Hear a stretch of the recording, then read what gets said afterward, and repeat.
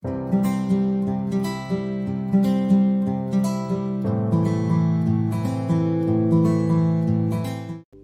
kalau ada orang yang diumumkan sebelum meninggalnya, sebelum masuk kuburnya, sebelum dihisabnya bahwa dia akan masuk surga, tidak gembira dengan berita itu, ada yang salah dengan diri.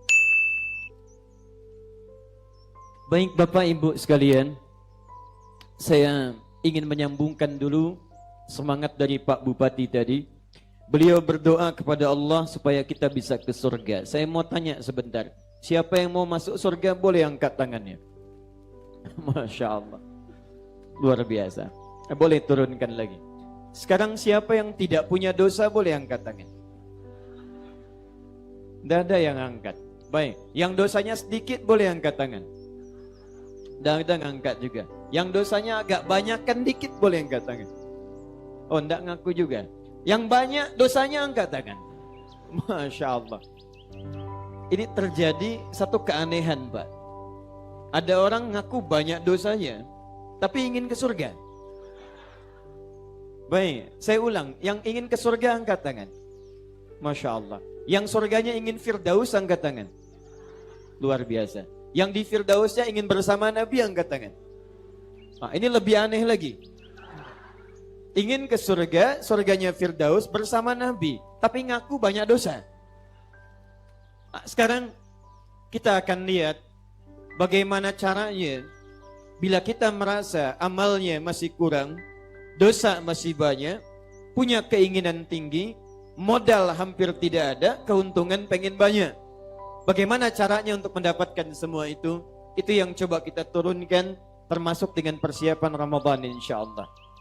Baik, kita ambil rumusnya dulu ya, pelan-pelan.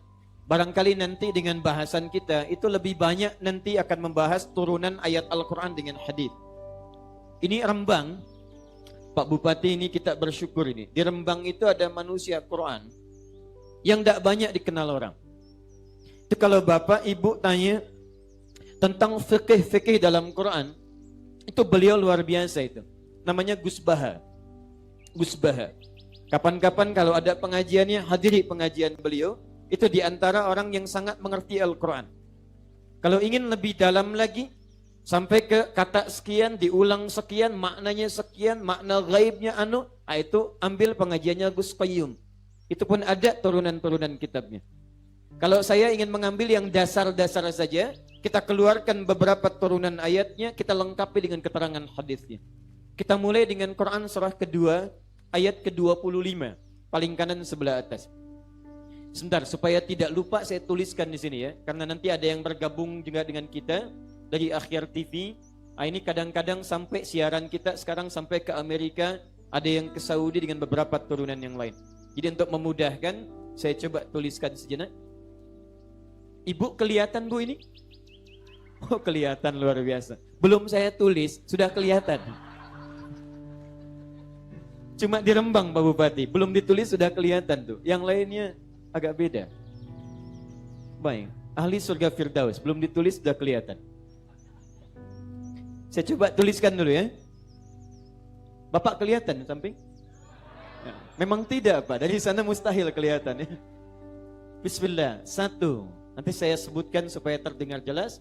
Quran surah kedua Al-Baqarah ayat 25. Paling kanan sebelah atas. Nah ini rumus untuk masuk surga.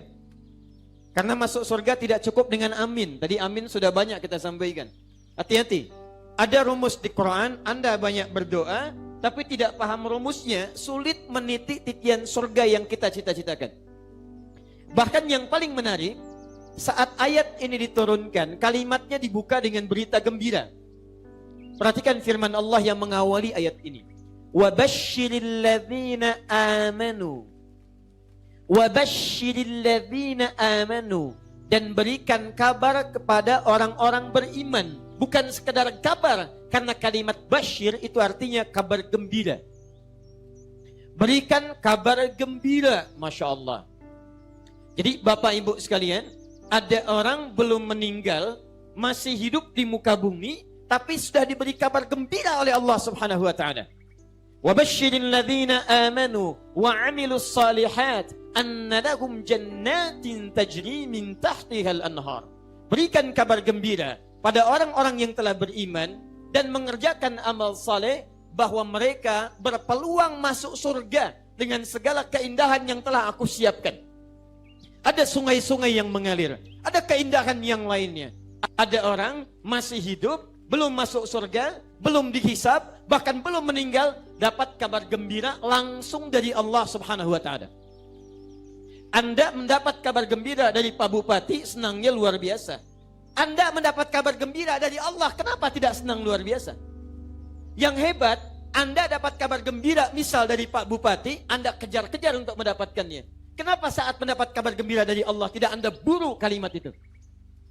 Contoh, Pak Bupati insya Allah akan memberikan hadiah bagi orang yang duluan ke masjid dekat alun-alun untuk menunaikan sholat zuhur. Zuhur jam berapa sekarang? 11.14, 11.36, 11.24. Terjadi perbedaan pendapat tentang waktu sholat zuhur. Cuma di Kota Rembang ada beda pendapat nih. Baik, 11.36. Siapa yang datang 20 menit sebelum adzan di masjid dekat alun-alun, masing-masing dapat amplop Rp250.000. Hadiah dari Pak Bupati. Untuk 50 orang saja. Contoh. Kalau disebutkan adzan zuhur 11.36, sebentar, ini hanya contoh Pak. Contoh saja ya. Tapi kalau betulan juga tidak apa-apa. Baik. Contoh, 50 orang pertama datang ke masjid, sholat zuhur 50 orang pertama. Adzan zuhur 11.36. Untuk 50 orang pertama masing-masing dapat amplop 250.000. Pertanyaan saya, Anda datang ke masjid jam berapa? Jam 11, jam 10. Saya yakin saat pengumuman ini disampaikan ada sebagian jamaah yang sudah bubar ke masjid. Kenapa? Amplop 250.000. Jadi untuk mengejar 250.000, Anda bisa datang berjam-jam sebelumnya. Dan itu berita gembira. Kenapa ketika Allah memberikan surga berita gembira yang tidak ada nilainya dengan nilai manusia? Mala ainun ra'at, wala udhunun sami'at, wala khatara ala qalbi bashar.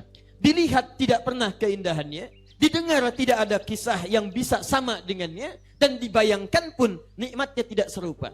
Ada orang paling fakir menderita di muka bumi, paling sengsara. Begitu dimasukkan ke surga, saking nikmatnya, seakan-akan dia tidak pernah fakir selama hidupnya. Seakan-akan tidak pernah menderita selama hidupnya. Berita gembira. Jadi kalau ada orang yang diumumkan sebelum meninggalnya, sebelum masuk kuburnya, sebelum dihisabnya bahwa dia akan masuk surga, tidak gembira dengan berita itu, ada yang salah dengan dirinya. Makanya kata Nabi, semua umatku itu akan masuk surga, kecuali yang tidak pengen. Kecuali yang tidak pengen. Jadi kalau ada mengaku umat Nabi Muhammad tidak masuk surga, mohon maaf, itu bukan berarti Allah tidak kasih, dianya yang tidak pengen. Toh sebelum meninggal, Allah sudah berikan, saya kasih kabar gembira, kamu bisa masuk surga. Jadi kalau dia tidak masuk, dianya yang tidak pengen, bukan Allah tidak berikan.